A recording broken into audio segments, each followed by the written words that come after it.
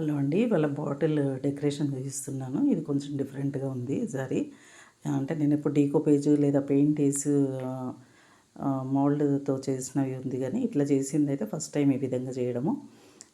Just మిర్రర్స్‌తో చేస్తున్నాను. Only మిర్రర్సే కదా stick చేయడము ఈజీ అనేసి అనుకోవద్దిది. ఈ విధంగా చేయడం అయితే ఇది చాలా కష్టం ఇది.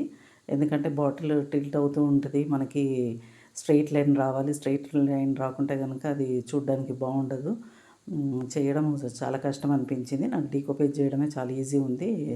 దానికి కొంచెం వర్క్ ఎక్కువ ఉంటదేమో గానీ, అంటే మనకి కలర్స్ ఎయడము, కలర్స్ మ్యాచ్ చేసుకోవడము అది కానీ అది చాలా ఈజీ చేసుకోవడము. ఇది మాత్రం కొంచెం టఫే అనిపించింది.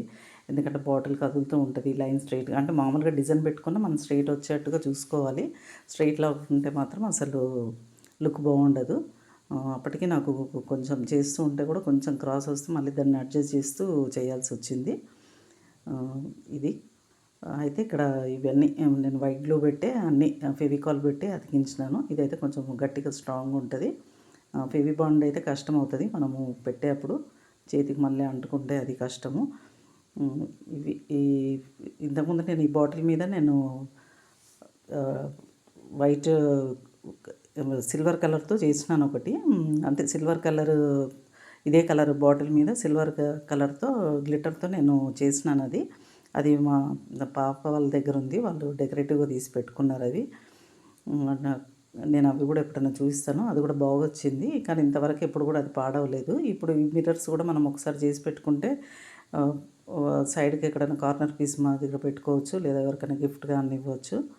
ఇవి లైన్స్ అన్నీ స్ట్రెయిట్‌గా వచ్చేటట్టుగా చూసుకోవాలి. కొంచెం క్రాస్ అటు ఇటుగా ఉన్నా గానీ లుక్ పోతది దానిది. ఇంకా ఇది నేనైతే ఈ పీస్ అయితే సేల్‌కనే పెట్టుకున్నాను ఇది. ఎందుకంటే ఇప్పటికే పాప వాళ్ళ దగ్గర బాటిల్స్ ఉన్నాయి. ఇంకా ఇద్దరు పిల్లల దగ్గర ఉన్నాయి. ఇంకా ఎవరైనా తీసుకుంటే తీసుకుంటారు కానీ ఇది నేనైతే సేల్‌కి అన్నట్టుగానే చేసినాను ఇది.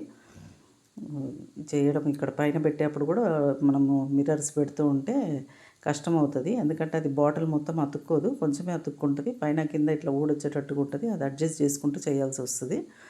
అయితే నా ఛానల్ చూసే వాళ్ళకి ఇప్పుడు క్రాఫ్ట్ ఐటెమ్స్ అన్నీ నాది ప్లేలిస్ట్‌లో ఉంటాయి. ప్లేలిస్ట్ పైన నా ఛానల్ ఓపెన్ చేసుకొని ప్లేలిస్ట్‌లో కనుక చూస్తే గనుక మీకు ఆ ప్లేలిస్ట్‌లో మొత్తం క్రాఫ్ట్ ఐటెమ్స్ మాత్రమే ఉంటాయి. నేను చెట్లది అందులో యాడ్ చేయలేదసలు.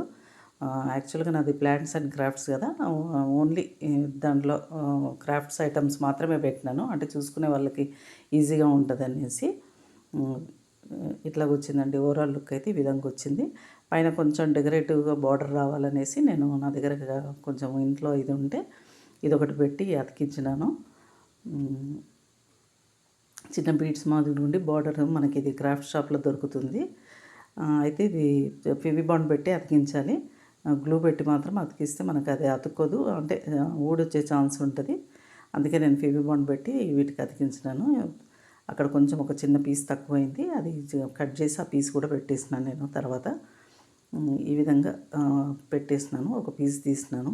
అది చూయించలేదు నేను వీడియో. ఓవరాల్ లుక్ అయితే ఈ విధంగా వచ్చిందండి ఇట్లా. ఇది ఇట్లా మనం ఎక్కడైనా కార్నర్‌లో ఎక్కడైనా పెట్టుకోవచ్చు. లేదా ఫెరీ మనకి లైట్స్ దొరుకుతాయి కదా! String lights.